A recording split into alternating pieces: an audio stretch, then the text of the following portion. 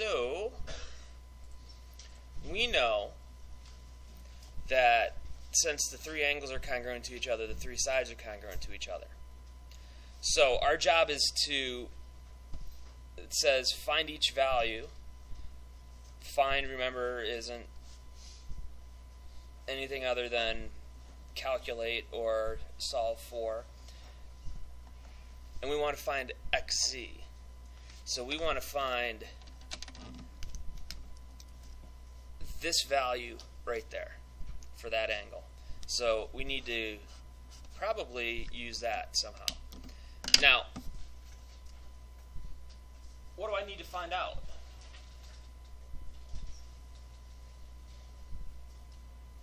Well, we know that they're going to be congruent to each other, but what number do I need to find out, or what value do I need to find out in order to make this all happen? I need to find x. If I can find x, I'm in business. Now, here's the problem. If you said 2x is equal to 2x, and then if you divide by x, you get 2 is equal to 2, which is true always. So that's not going to help us at all. So even though this is true, that equation is not going to help us find out what we need to find out. So what I need to do is I need to use this value and a 2x. Now it doesn't matter which 2x, I just need one of the 2x's. So I'll say that these two guys are the same. So 5 halves x minus 5 is equal to 2x.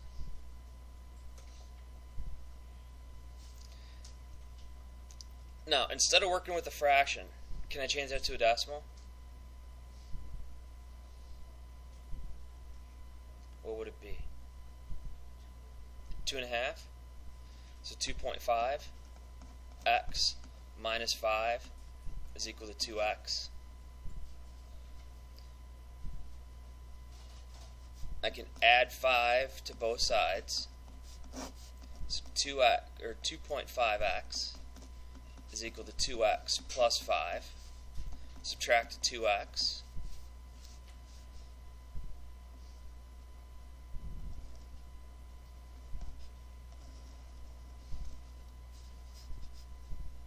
Well, if I have 2.5 and I minus or subtract 2, I'll get 0.5x. I'm going to write it like this, though, because changing it to the decimal makes the subtraction easier, but having a fraction is going to make the next step easier. But do you agree with me that this would eventually, that would have been 0.5x, which is really equal to 1/2 x? You guys agree? All right. And I put that in here because if you do this, how do I get rid of a fraction? Multiply by the reciprocal of it. So I'm going to multiply by 2 over 1 here. So x should be equal to what?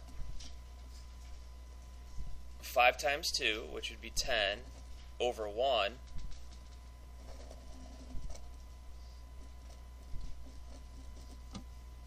So I get x equals 10.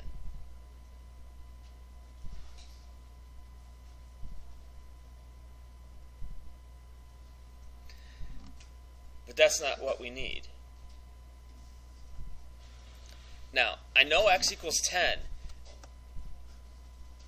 Do I want to put 10 into this and have to deal with a fraction? Or can I use something like this? Why could I use 2x instead of... Yeah, it's easier. But it's the same thing, because 2x is equal to this, which is equal to this. So I could just say 2 times 10 is equal to 20. So therefore, xz is equal to 20. Since I know it's equilateral, I'll be able to get all the different answers in that So in this one, if you tried to figure out x from here, it's not going to happen. You can't figure it out. So we have to use these two guys. Or you could use those two guys. Doesn't matter. Does not matter at all. Just set them equal to each other, solve for x, plug x into the easiest one. Since they're all equal to each other, plug it into the easiest one. And 2x are the easiest ones to deal with. Now if I put a 10 in here, that would have been 50 over 2. What's 50 over 2? What's half of 50? 25. 25 minus 5 is 20. So that wouldn't have been that much more difficult, to be honest with you.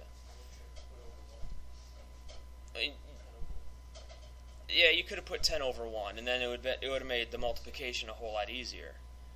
But all it would have been is an extra step. So don't be afraid to use something with fractions in it either, because that's not that big a deal either. Fractions are your friends. They're not that bad. They're just numbers.